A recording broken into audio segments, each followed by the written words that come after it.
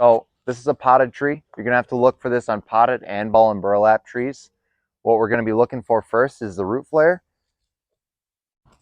You can just take this out actually. So you wanna tip it on its side, roll it, and then if you wanna hold the trunk, that's the base. Wiggle it out. There you go. Now stand her back up. Yeah. You're going to be looking for the root flare. Oftentimes, the dirt comes, 2, 3, 4 inches above the root flare. So when you install this tree, you're going to make sure that's exposed to the grade. So root flare at grade. This is actually perfect right now. So if you can see that on the camera, I'll turn it this way. The root flare is where the trunk's diameter expands. One spot, multiple spots, whatever. But that's where the crown roots begin. So you're going to want to make sure that's exposed.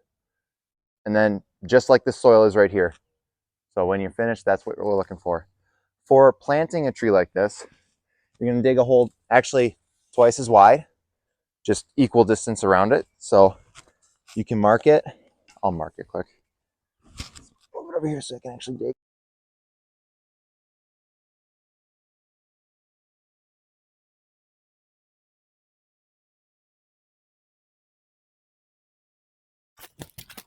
Work your way around.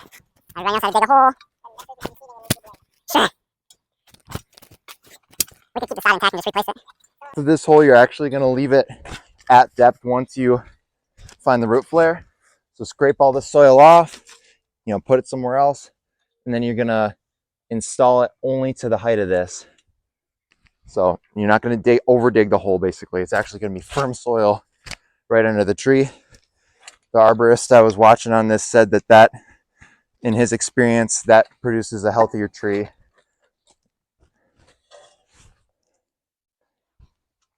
I'm going to set all the dirt on the side here.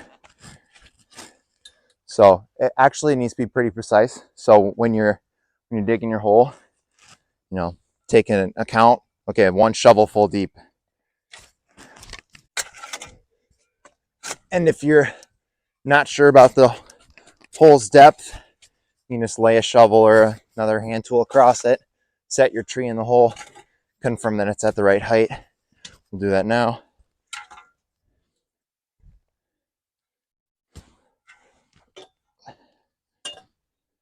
A little ways to go. And just a little bit more.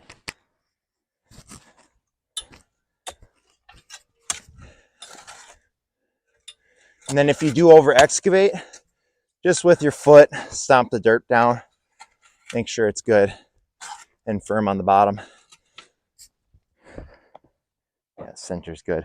The center is what you're going to want to worry about. Around the outside, you're actually going to scarify the hole. So what that means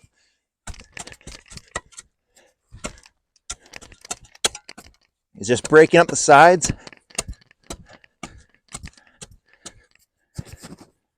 So that moisture can come in, roots can come out, all that good stuff. But get your tree in there. You're actually going to want it level right off the bat. That's partly the point of getting that soil underneath it stable. For getting it level, you can just push a little dirt under it in the spots to make it level. If you want to get technical with it, you could bring a level and put it on the trunk, but oftentimes it just takes a matter of looking at it. Just look at it.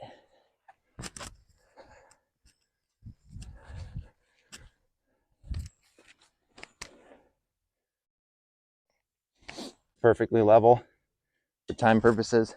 And then what you're going to do is you're going to mound this soil on the bottom of the hole up against the root ball. Then you're going to stomp it in. That's going to keep it from tipping. It's going to promote downward growth of the roots, all that. So usually there's soil you can reinstall, but you're just going to work around it like this. Well, one thing I didn't do that I should mention, you should tousle the roots. They actually look pretty good when I pulled it out there, but when you take it out of the pot, make sure you scarify it with your hands, get all those roots tousled. And then if there's any excess roots that are tangled over themselves on the sides, just run a knife down them. So nice and easy, just vertical lines. So work your way around, getting it nice and solid. I would do more. than that. But then you're ready to backfill with dirt. Then after that, once you're all done, you're going to want to tamp the hole down all the way around. So after the dirt's installed, just make sure it's nice and set in there. For staking trees, you're going to want to stake most deciduous trees. Evergreens, it's a little less, you're a little less able to do it, and there's no requirements for that. But for a deciduous tree with a clear trunk on it, you're actually going to want to stake it. So the process of staking it is you use a strap with a hose on it. The method that I saw that I really liked is there's these actual specific trunk collars you can put on, drive a T-post in the ground, and then you fasten that to it. Only one T-post is required. That way it holds it in every direction, so you don't need 3 stakes. If you were to use stakes and some kind of strapping or a rope, you're going to want 3. And then for those, you're only going to want to come up 1/3 of the height of the tree. So for this tree, be about here. So it's actually pretty low. But that's all it's supposed to do is keep it steady until it's ready to, root itself. And it takes a while for these to root. So there can be a lot of things that happen in that time frame, such as storms blowing through, people bump it, whatever. Mulch. If you're doing a mulch ring around this tree, you're going to want to not do this. You're actually using the mulch to hold the water towards the trunk of the tree. So it's a mulch crater is what you're forming. So around the exterior of the ring, you've got a lip and then it goes in. So if you have 3 inches of mulch you want to put down minimum, you're going to build the outsides higher than that.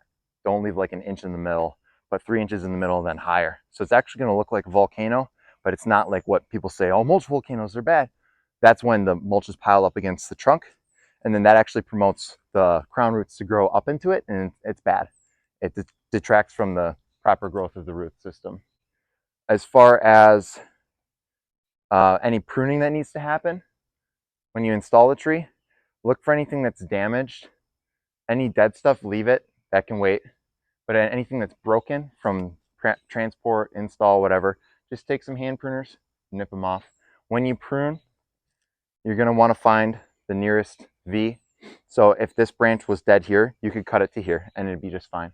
Just don't leave a twig middle of the row here, because then this will actually start shooting out in all kinds of wonky ways.